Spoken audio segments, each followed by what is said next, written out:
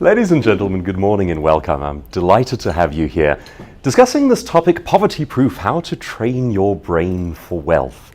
And this is one that's very close to my heart. I speak on a number of different topics, some to do with innovation, some to do with corporate ideas, but this is one I feel very strongly about. Because when I grew up, my family and I went through not desperate poverty, but what you might call intermittent poverty. And intermittent poverty is this idea that you're generally doing okay, you're staying in a middle-class neighborhood, but from time to time the bottom falls out and things get a little scary.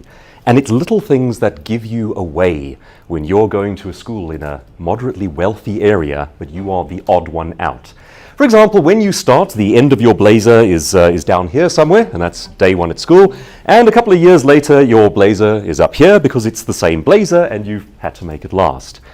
And there are other little things as well. The kids in my neighborhood, their parents would come and pick them up in these high-end Mercedes-Benzes and BMWs, and they would waft up onto the pavement and open the door, and expensive air would escape out into the world. And for us, it was nothing like that. My dad drove an old, beaten-up, broken-down Peugeot 504 station wagon. You remember those ones? Yeah, they used to live forever, except when they would break down in front of the school, pretty much every afternoon. And some of it was comical, but some was a bit more serious. I can recall when I was about 12 years old, we went through a really bad patch. And I had a younger sister, Lart Lamaki. She was born when I was 12. And there was one winter where we had the power cut off and simply had to go to bed early every night because there was nothing we could do to get it reconnected. And our local church would deliver food baskets to our home, and that kept us going. And I think the thing to me that is the most poignant and personal symbol of what poverty feels like is when these food baskets would arrive, they would always include a small box of baby formula for my little sister.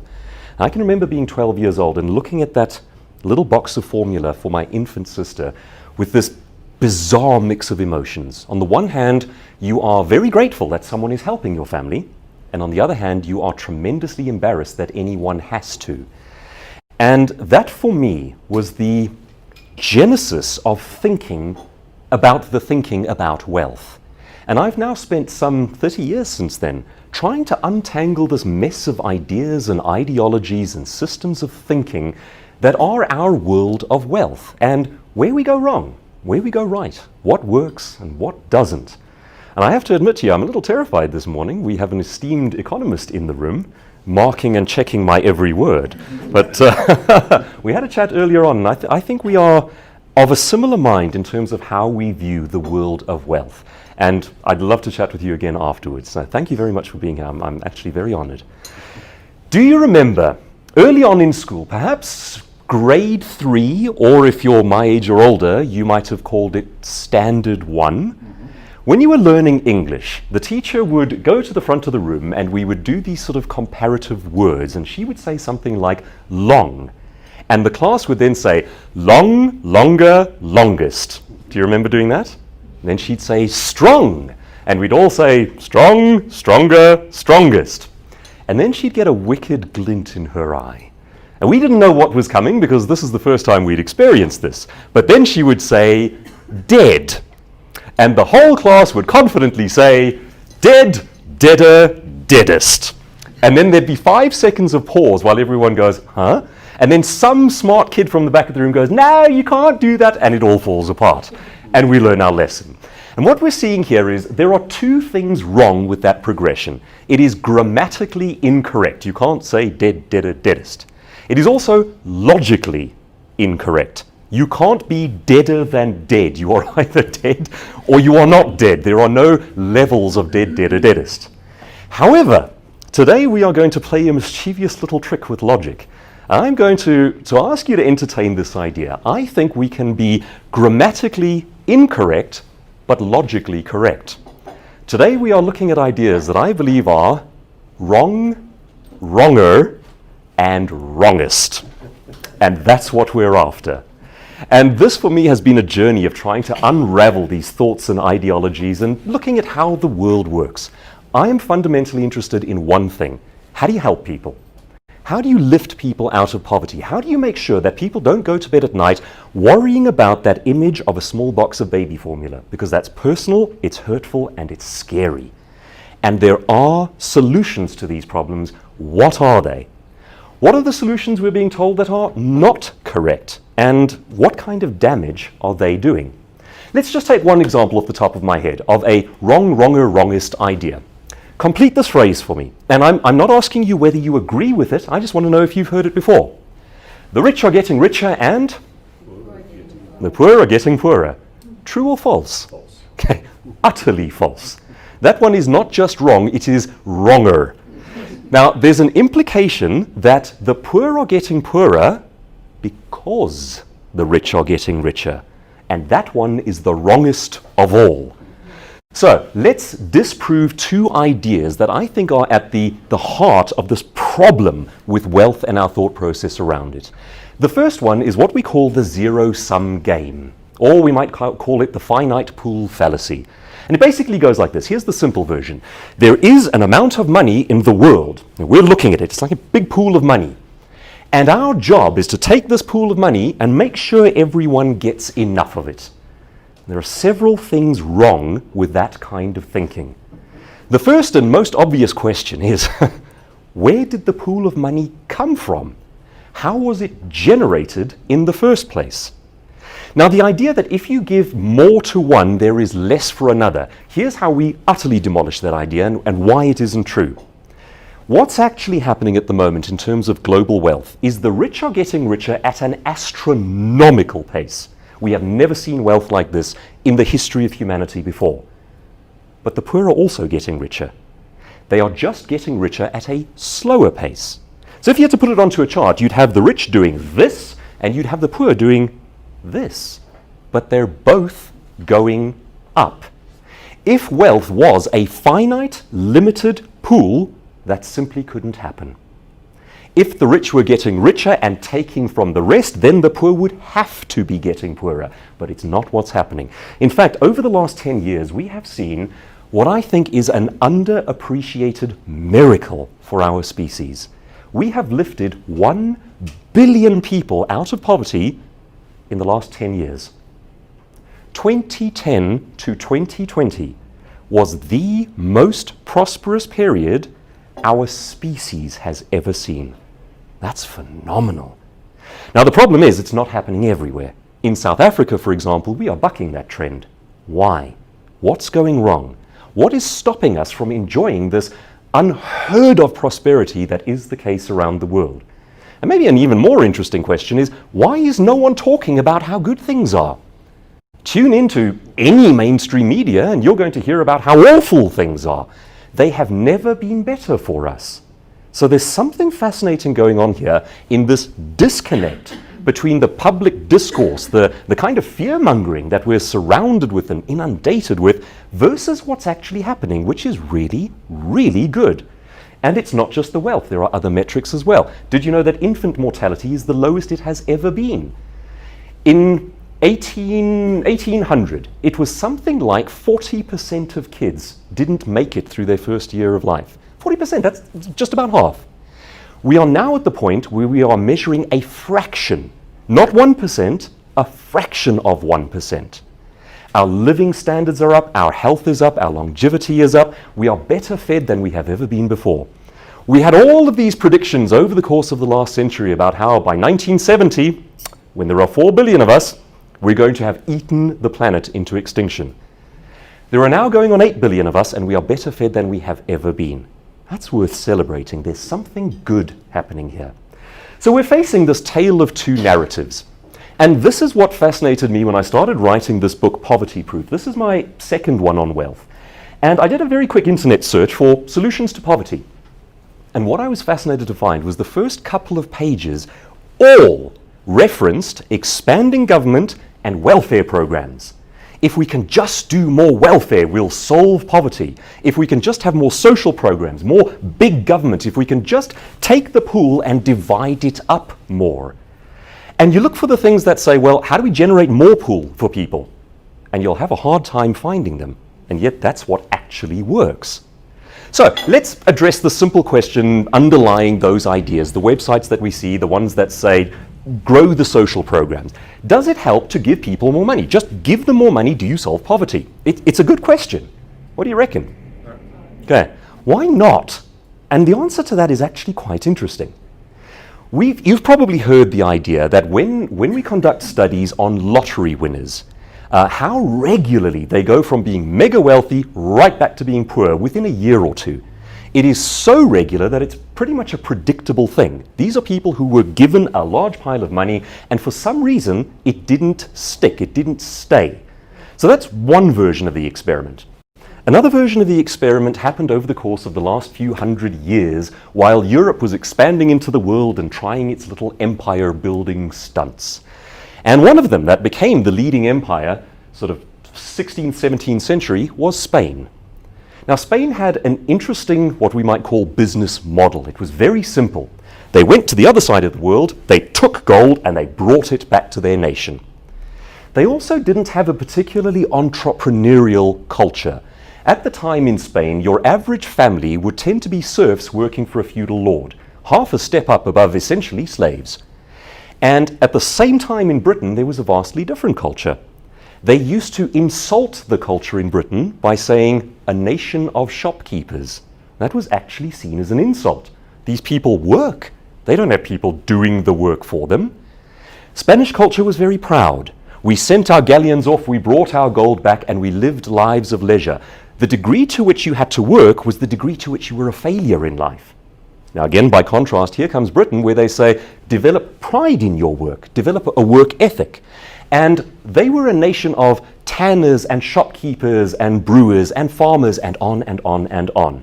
And what's happening there is you're starting to teach people how to develop the wealth rather than simply how to get it and have it. And those are two vastly different mindsets. As a result of that, Spain, having taken more gold than any other nation in all of human history, ended up fairly poor by European standards. Isn't that bizarre? As much money as you want, and it didn't help in the long term. Britain didn't go and loot gold from South America the way Spain did, but they grew their nation of shopkeepers.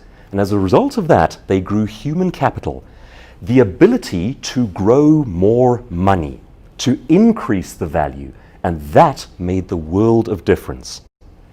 So, my thinking around this whole idea of wealth is simply having the money is not the same thing as being wealthy.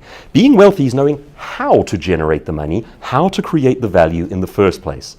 And that presents us with some interesting questions in turn. What do we need to know about that? What do we do about it in the most practical terms? Well, and here I'm going to be flattering the group that I have in the room today.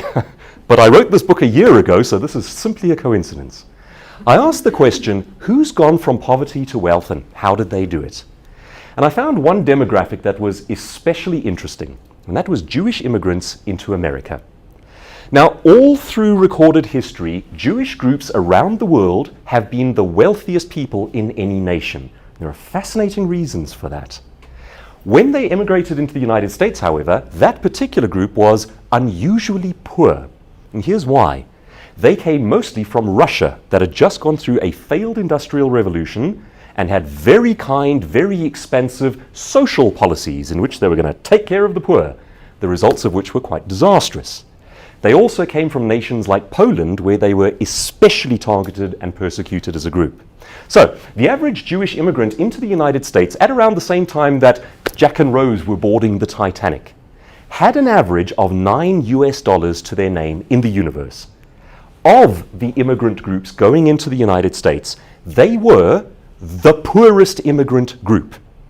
That's out of everyone coming from all around the world. Within 6 decades, they were the richest demographic in America.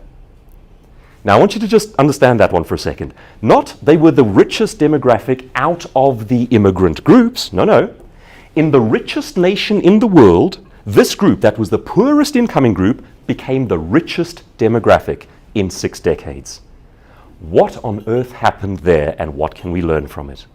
Well, there are several things that they did differently, and they're fascinating. The first one is that the Jewish groups going into America were unusually entrepreneurial. They did not go there looking for jobs. They went there to establish their own businesses. By contrast, the Irish American immigrants, who prospered, but not as much as the Jewish immigrants, tended to go into things like the police force, firefighting, and to get jobs on construction sites and so on. They've done very well over time, but not as well. So that's idea number one. They did not go looking for jobs, they started their own businesses. And idea number two, and this is one that I absolutely love, is all through recorded history, Jews have outread everyone. They read more than anyone else on earth. And it started off as a religious imperative. Young Jewish males had to read the Torah. And even if you go back to antiquity, to Roman Greek times, in a world that was almost universally illiterate, illiteracy was almost unheard of among Jewish people. Now that is a fantastic idea. Where do we rank on that one? Well, I'm afraid we're not doing too well on that score. In South Africa, we have, it's 8 out of 10 kids who reach grade 4 are unable to read. And grade 4 is an important metric because up until grade 4, you are supposed to learn to read. From grade 4 onwards, you are supposed to read to learn. So getting to grade 4 and being able to do that is a very, very big deal. How seriously do we take our literacy? Well, less than 1% of South Africans go into bookstores and buy books. For a guy who writes books, that's quite depressing. I'd like more people to do that. It would be very nice for me. But it would be very nice for the nation as well. It makes a very, very big difference. Now, maybe some of us are just too darn busy to read. We don't have the time. Do you have the Audible app on your phone? If you haven't done this one yet, do yourself a favor. Download the app. It is free. You then pay for the books that you download, and if you do it on a contract, it is cheaper per unit. And you can listen to books anywhere you go.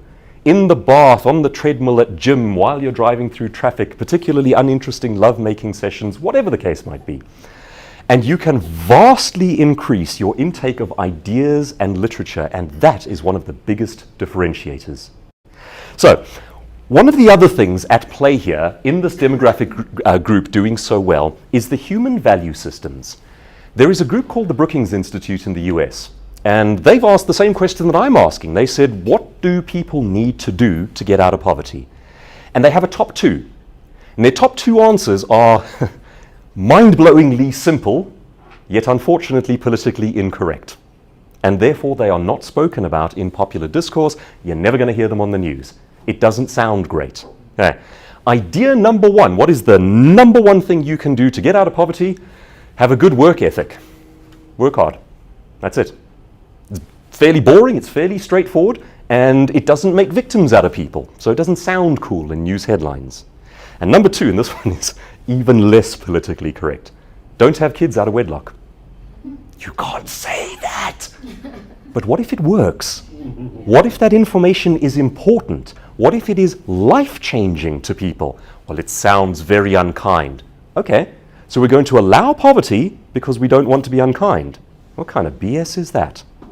So I've come to believe that there are really 2 options here. We can go the politically correct route and sound nice, or we can actually help people. And I'm increasingly coming to believe that those 2 are mutually exclusive. You can do one or the other, not both. So value number 1, work hard. Value number 2, maintain a faithful family. Does it mean if you have kids out of wedlock that you can't be rich? No, not at all. It just means it's much harder. It is much harder. And of course, we create a monster by incentivizing people to have kids in order to get social grants. And what that does is it takes the number 2 thing you can do to head into poverty and ramps it up and helps us to do it on a national level. It's creating disaster, and it all sounds so kind, and that's the problem we're facing. So we have 2 different narratives, and we have 2 different ideas about what actually gets people out of poverty. I then take this one step further and I say, once you've got these ideas in place, if you believe that it's entirely up to you and essentially your choice about how you live, the decisions you make, and so forth, what can you now do to practically lift yourself up, make sure that you and your family do well over time? And there is what I think of as a master key and a built-in trap. And the master key comes to us from Robert Kiyosaki, who's the author of Rich Dad, Poor Dad, yeah. And he gives us a very simple framework for how to understand if you're getting richer or poorer. I love the simplicity of this. If more is coming in than going out, you are getting richer. If more is going out than coming in, you are getting poorer. Brutal audit as you sit right now, which is happening in your life. Actually, the more important question is, do you even know? Most of us don't. We have this vague sense of what's happening in the bank accounts in the background, but is more coming in than going out, or is more going out than coming in? That's the measure, that's the key. And it sounds so simple, but it impacts so many things. I mean, for example, we're told property is your best investment. Go out there and buy a house, and that's, how you assure your financial future. All right, well, if you go and you buy a house and you spend 30, 40 years paying it off, let me ask you a question. Is that putting money into your account, or is it taking money out of your account? It's taking it out. It is not an asset, it's a liability. Now, by contrast, if you buy that property and you run it as a business, now suddenly more is coming in than going out. So it's not as simple as saying buying a home is a good financial investment. Well, no, not really. It's money out of your account. But if you can pay it off quickly, or if you can turn it into a business, then maybe it is. But the whole key and the whole master key to that thing is that simple. More coming in than going out, getting richer. More going out than coming in, getting poorer. And that's well worth understanding. Here's the big trap to this one, and it happens to everyone. You work your first job and you're earning a small amount of money and you're living very frugally. You're doing all the right things, more is coming in than going out. Then you get the first raise, or your business lands the first big deal, or for some reason you come into some money. And what do? We spend a little bit more than we get. And it's called commensurate spending. Most people on earth fall prey to this one. As soon as your income goes up a little, we spend just a little bit more. Now, here's the problem with that one. If you're earning a small amount of money, let's say, for example, you are earning 100,000 Rand an annum. That's it, that's your income. And you're spending 105,000 Rand per annum. Ooh, it's not good, you're going backwards, but the amounts are not big. Now let's ramp it up. Your business is earning 40 million Rand per annum.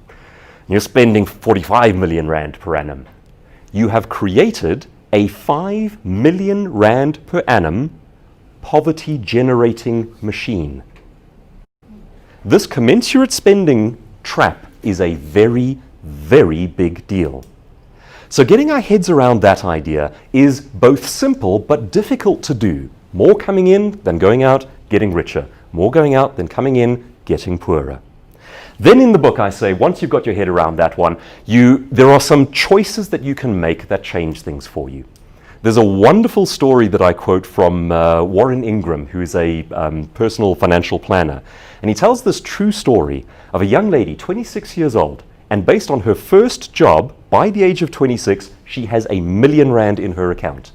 1 million on the dot, clear, it's hers, she's a millionaire. And he says she made one choice that most people don't make. Instead of viewing her salary as a lifestyle support system, she viewed that salary as a wealth generating mechanism. In other words, she got on the right side of that equation, more coming in than going out. But she made that choice on purpose. And it wasn't a high level job. She had a university degree, which she had to pay back for her own studies. She bought a little car, which she then had to pay for herself. And by the age of 26, after paying back student debt and buying a small car, she was a millionaire. All she did was, from the first salary that came in, she took half of it and put it away. 26 years old, 1 million Rand in the bank. Don't you wish someone had told you this when you were 20? I sure do. I didn't pull off that trick. I would have loved to have. That would have been great. You have to know this in advance, and you have to have the discipline to do it. But the discipline to do it for 5 or 6 years, and she was a millionaire. We have to get these ideas out. They're important. So here's the whole sort of unfolding belief system. It comes down to taking charge of your own financial wealth and understand that your work ethic, your reading habit, your maintenance of family are paramount. Then when you start getting money in, you treat that money as a wealth-generating mechanism, not a lifestyle support system. And here's me lecturing myself about cars because that's my particular fatal weakness. After that, your goal becomes to raise your value. Why? We've only got a certain number of hours in a day. You can only work X number of hours. So what do we got to do? We've got to make those hours worth more money. I'd like to share with you an example of what I think is The ultimate earning to hours ratio. No one has ever pulled this off as well as this one guy. If you go to Forbes magazine and you flip to the list of wealthiest posthumous celebrity earners, which is a fancy way of saying famous rich dead guys.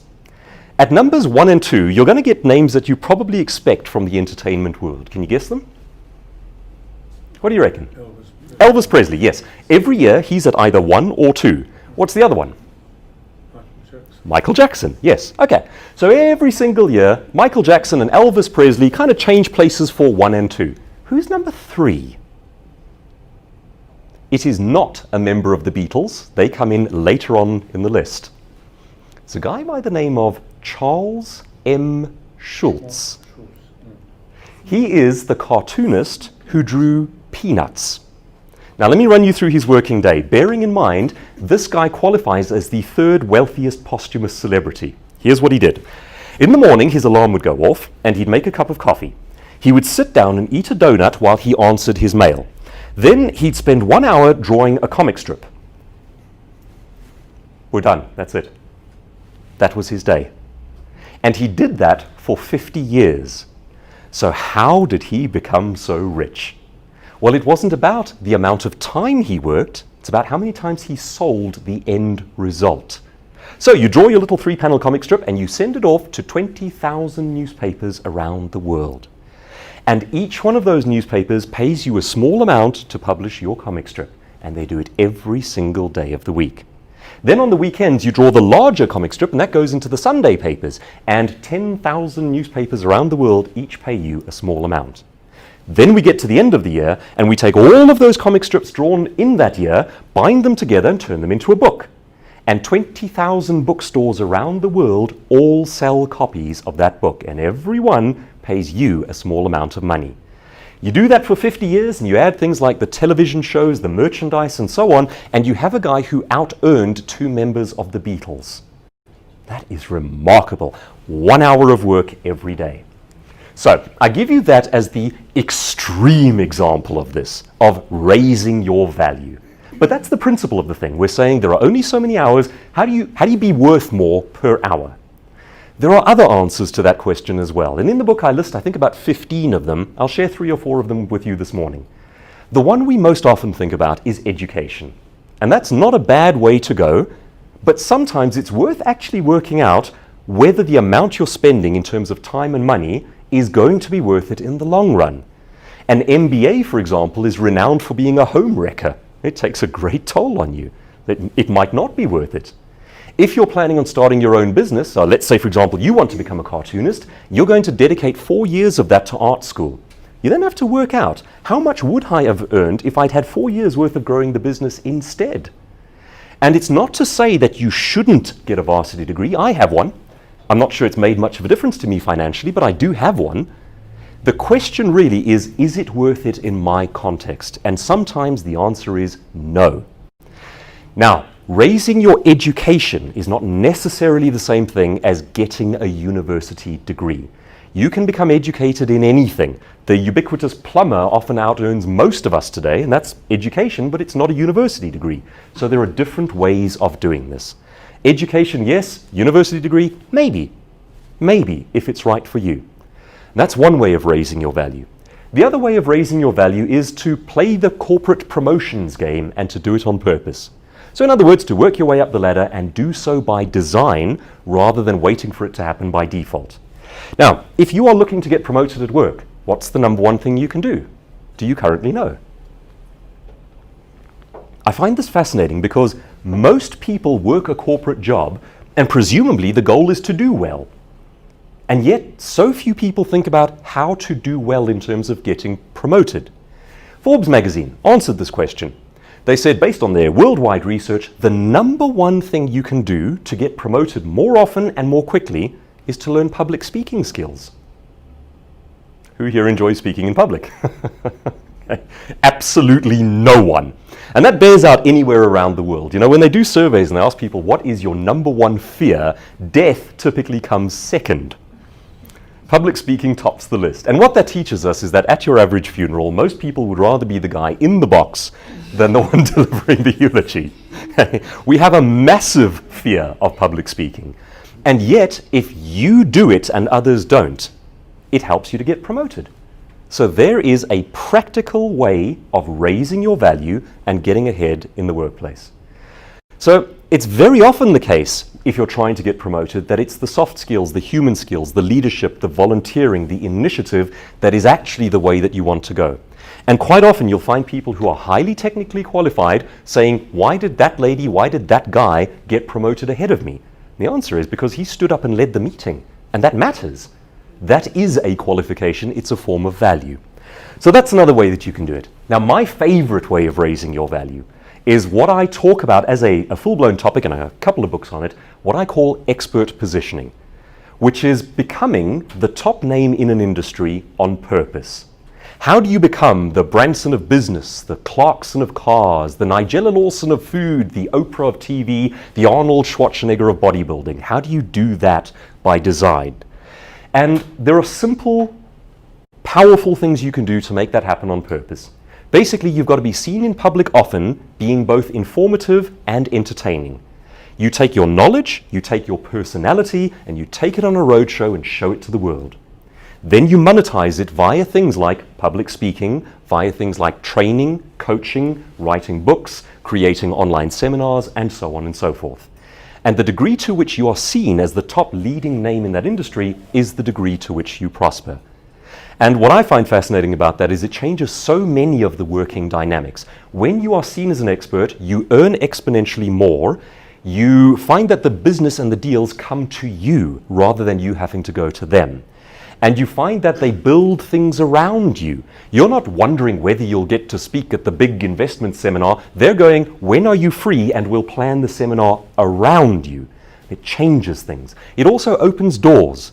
If you are Elon Musk, you don't have to pay to go and attend a science summit. They ask if you will join them, and they are honored to have you there. So everything changes in your relationship with the working world. And that's another way in which you can raise your value.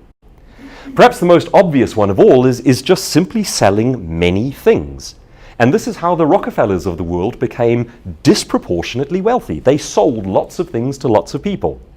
I find Rockefeller's story particularly interesting. What do they often call those guys from that period of time? The robber barons. The robber barons, because they exploited the poor in order to become rich. Let's take a look at some of their exploitation. Take John D. Rockefeller as an example. How did he get rich? He found a way to make paraffin cheaper for poor people. And poor people then voluntarily bought the paraffin because it did something quite useful for them. Generally, when the sun went down, they had to go to bed. But being able to burn paraffin gave them a few extra hours of productivity in the evenings. Suddenly, they could spend more time with their family, more time reading books, more time preparing dinner, and so forth. It bought them hours of the day. No one forced them to buy the paraffin. They voluntarily did it because it was good for them. They did it on such a scale because it was so cheap and so convenient that he became John D. Rockefeller. Oh, the evil bastard. Can you imagine? Then we get things like, well, you know, that much wealth taken out of the economy. Nonsense. It's that much wealth put back into the economy. He grew things, invested things, and created employment. He was also one of the greatest philanthropists ever to live. He built universities, he built hospitals, he created funds for varsities and so forth, bursaries. And yet today we look at these people as the robber barons. Now let's be fair, if you ask the question, were there bad people among them, did they do unethical things? Yes, yes of course, absolutely. Okay? As a category, were they good or bad for humanity? Exceptionally good. They lifted up all manner of things that we wouldn't have had without them, and they created employment all around the world. They are the beginning of what we're looking at, this upward surge in the wealth that humanity is enjoying today. Over the past 10 years, I mentioned, we've just lifted 1 billion people out of poverty, except in places that don't practice these open, unregulated, or not overly regulated, free market trading systems. The worst examples, post-colonial Africa. They had the option of going any direction they wanted, and sadly, they listened to radical French intellectuals. Radical French intellectuals who, from one of the wealthiest places on earth, said, you know what you really need? You need some Marxism. And unfortunately, because it sounded so progressive, it sounded so kindly, they agreed and did it, and it didn't work. Other countries around the world who simply said, all right, what a free market economy is doing, took on that template and went and became some of the wealthiest places on earth. None more so perhaps than Japan. A century ago, Japan was backwards. It was nothing. It was impoverished. They then looked at wealthy nations like Britain and America. They didn't copy the culture. They just copied the way of doing trade. They said, what works? And they have kept their culture wonderfully intact. But they're still doing the free trade thing, and it made them among the richest people on earth. Then we get the obvious objections where we hear people say, well, you know, Sweden is this wonderful socialist utopia. There are several problems with that idea. And I think this is something that we actually have to debunk publicly because it has the opportunity to do great harm to the next generation. Here's what actually happened to Sweden. They had 100 years of one of the least regulated markets on earth. In other words, business was more free in Sweden than anywhere else. At the end of that 100-year period, their golden age, they were the third wealthiest per capita group of human beings on earth. Then they decided to implement socialism, and they instantly dropped to the 33rd wealthiest group on earth. It did not make them richer, it made them poorer. They have been steadily dismantling the socialist system since then. And as a result of that, they are coming back. Sweden simply survived socialism because they were so rich at the time. They themselves have seen the joke and asked them if they're a socialist economy. They will say adamantly no. People from Denmark publicly go onto forums and say, please don't call us a socialist nation. We are not. What they tend to do these days is this kind of bizarre mix. They have one of the freest economies in the world, then they tax the living daylights out of their citizens. And it's kind of a social safety net as opposed to full-blown socialism. But like I say, they're busy repealing it themselves. And that's worth knowing.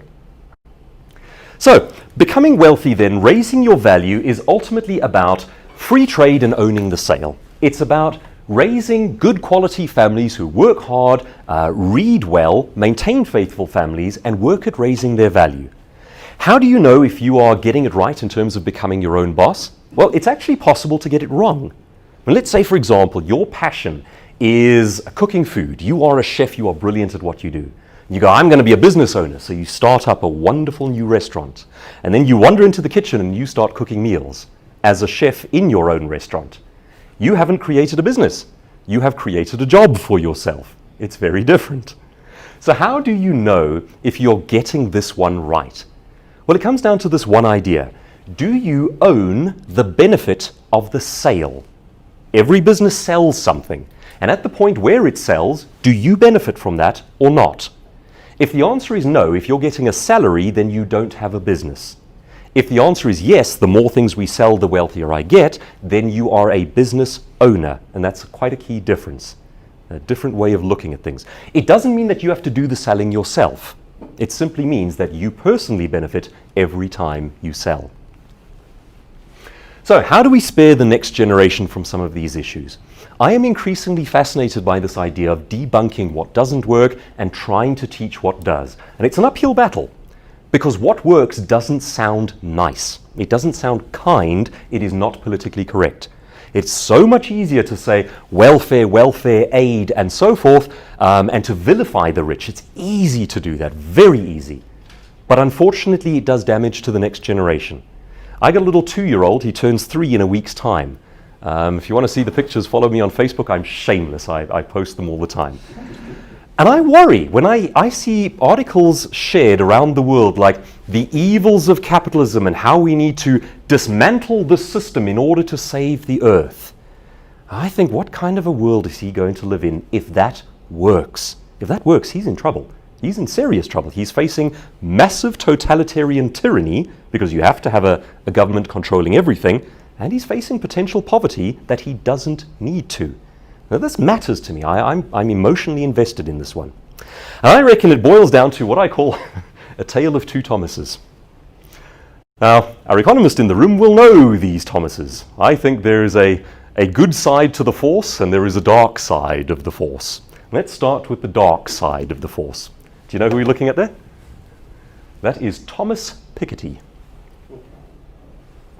I think this man wrote the most evil book of the last century, and I'm including the Communist Manifesto. This is just the Communist Manifesto updated. I've read it. I've read the entire thing for my sins. And it all sounds very academic and very dense. And if you actually kind of dilute what he's saying out of it all, there are some frightening ideas in there. You've heard of this idea of the 1% and everybody else is so poor and it's the top 1%. That's this guy. That's his work. It comes out of his book, Capital in the 21st Century. Here's just one of his radical ideas. He says because the 1% are hoarding all of the wealth, finite pool fallacy, anyone? It's not about generating, it's just about taking and distributing. Because the 1% are hoarding all of the wealth, what we need to do is abolish the opportunity to inherit wholesale. I want you to think about that for a second. You've got property, you've got a car, you've got some wealth. You die, you want your kid to have it. Thomas Piketty says no. What's going to happen instead is the state takes everything. Your kid cannot have your family heirlooms, they can't have your old watch, they can't have things from your grandfather, they can't do it, it's illegal. Under an all-controlling government that takes everything and redistributes it, thereby breaking the power of the 1%. There are so many errors and fallacies in this book that there is a whole genre of literature dedicated to debunking this guy. Now, here's the worrying part though. Even though some of the books debunking his one have been New York Times #1 bestsellers, walk into a bookstore and see if you can find them. You will find the original, you'll find Capital in the 21st Century. Why aren't there books next to it saying what's wrong with Capital in the 21st Century? You won't find them. You can go looking for them on Amazon, you can order them from overseas, you can download the audiobook, but you have to go looking, and I find that worrying. Now, there are several errors with this guy's book. Some of them are procedural. The folks who have gone troweling through the numbers and trying to follow his maths and so on have gone, some of his numbers are just wrong, and some appear to be completely made up. So there are flat-out mathematical errors in his book. Then there are philosophical errors in the book, and that's perhaps the more interesting one. This is really just a modern rehashing of Marxism. His category errors are perhaps the worst crime of the book. For example, he says, the middle class has stagnated over the last 50 years. Oh my goodness, that's terrible. Yeah, exploitative capitalism, the rich on top, the middle class, they're going nowhere. What he doesn't tell you is it's not the same people in that category over time. The category stays the same because categories stay the same. It's a category. What's happened over those 50 years is some people who are very poor have come up into the middle class, and some people who are in the middle class have become very wealthy. Some have dropped from the 1% back down into the middle class. There's great dynamic movement there. But he points at a category and goes, look, the category hasn't changed. Of course it hasn't changed. You're delineating it yourself. But the human beings within that category have become more prosperous than the world has ever seen, and you're pretending that away. There's something sinister about that. It takes our thinking in a very dark direction that goes, well, then we need the government to step in and break this capitalist system. I go, no, we are going through the biggest miracle we've ever seen. Leave it alone. So that's Thomas Piketty. If you will take my word for it, and if I've still got you going with me at this point, I would like to recommend a different Thomas to you. This man, and this is a nerdy thing to say, very few people say, my favorite economist with a straight face. I have a favorite economist. It's this guy over here, Thomas Sowell. Very award-winning, venerated man, speaks all around the world, basically on free market systems versus socialism versus capitalism. I love this man's brain. In the last while, I got on my phone, I downloaded about 8 of his audiobooks, and I listened to all of them in quick succession. Now, that may sound like a very boring thing to do. Boy, it's not. This is one very smart man, and he's exceptionally good at showing how things work over history. And what he does is he traces things like the culture from the Highlands in Scotland all the way into the United States, and he shows how that becomes gang culture today. I mean, it's mind-blowingly interesting stuff. He shows how belief systems impact our poverty, our prosperity, and so forth, and he does it in great storytelling fashion. You don't have to be an economist to follow him. I'm not. I love this man's brain. I'd keep it in a jar if I could. So, a final experiment. This has been a bit of a thinky morning, hasn't it? You still with me? Yeah. Alrighty. The headline I'm seeing more and more often, and I see this on social media all the time, and I myself try and actually put in a comment section what's wrong with it and pick apart the fallacies and so on, because I think it's important. It goes like this: capitalism is destroying the world, we need a different system. All right, what system? What are we proposing there? Because that matters greatly. Capitalism has lifted almost everyone out of poverty. Poverty is becoming virtually extinct. We still have millions, we still even have hundreds of millions of people living in poverty. But out of 8 billion, we do not even have 1 billion living in poverty anymore. That is astonishingly good. So, let's talk about this idea of capitalism versus the environment and how we're destroying the world. Do I believe in taking care of the world? Yes, I do. I'm a Christian. In my Christian Bible, in the Torah, there are several injunctions to be good stewards of the world. Interestingly, there are even quite a lot about not being cruel to animals. And I mean, that's come up a lot recently in the media. If you're farming and so on, Bible says you can eat them, but you can't be cruel to them. You've got to be very humane. I take that as my guidepost. So let's talk about this idea of capitalism versus the world. And I'm going to start with a little thought experiment that goes, would you press the red button? There's a button on the wall. If you press that button, all of humanity disappears. Just like that. It's Thanos from the Avengers movies. You can do it. You can press that red button. If you do, Earth becomes a paradise.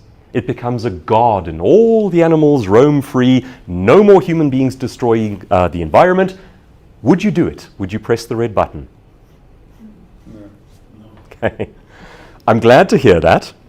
And that means we can proceed with this thought experiment because you are not a genocidal maniac, worse than the likes of, say, Stalin or Mao. Right. So if we agree that pressing the red button is actually an evil thing to do, then what we're saying is human beings have a right to exist. There's something valuable about us. We're here, we get to be. Okay, good. Next trick, we need to eat. And there are 8 billion of us. Not only do we need to eat, but we need to educate our children so that they know how to make things to eat. We need to have clothing, we need to move around, we need entertainment. We have multiple needs that we need met. At this point in history, our needs have never been as well met. That's where we are right now.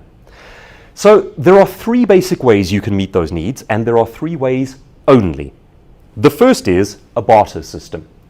I make a thing, and you make a thing, and we swap our things. And that was good enough to get us up to the level of, say, villages. And it actually became clumsy and unwieldy as soon as our villages became the beginnings of cities in ancient Sumeria. That's where barter pretty much started dying out. It couldn't go beyond that point. If your thought process is, well, we should go back to that, my answer is then we'd do nothing else. Because you would have to barter for the cup of coffee you're about to have, where you need to go, the clothes you're wearing, your next meal. Every single thing you do would be a transaction and a barter. We don't have the time. We would lose the opportunity to educate our children, entertain ourselves, make love, all of the things that make life interesting. Simply goes away. So that one's off the table. The other option that we have is a free market trade economy. It goes like this. I make a thing. You make a thing. I buy your thing if I want it, and you buy my thing if you want it. And if I don't want your thing, I don't buy it.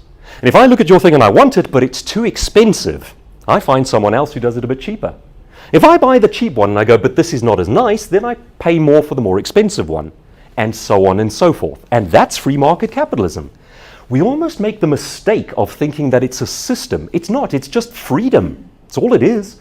It's everybody being able to do the thing they choose to do. If you want to buy it, you buy it. If you don't want to buy it, you don't buy it. Now, of course, we've introduced a lot of government regulation on that, and my take is the more we do so, the worse it gets. There are certain minimum things that we need. Government as a necessary evil, but emphasis on the evil. You've got to have a few checks and balances in place, but beyond that, it starts doing damage. So that's number 2. You can either barter or you can have free trade. Number 3, now this is the one that is interestingly enjoying something of a resurgence among the youth, and it's a radical idea. It is central control. Now, central control takes 2 forms, and 2 forms only. You either get the old-fashioned feudal system, which goes, I am the lord of a manor, I own you, and you will do what I say, or you get the modern equivalent, which is, I am your government, I own you, and you will do what I say. And what they then do is this. They say, you guys are going to work in a factory. Now, you have no choice. You are told to work in a factory by an authority. And you guys are going to go and work on a farm. And you have no choice because the government is in control and tells you to do so. Then the government says, well, I'm going to take everything from the factory and I'm going to give some to you. I'm going to take everything from the farm and I'm going to give some to you. And that's called communism. And we tried it, and it was the least efficient system we have ever tried. Its death rate is astronomical. If you combine starvation under communism and the people who were murdered by their own government, in the last 100 years, it's over 100 million dead by starvation or genocide under that system.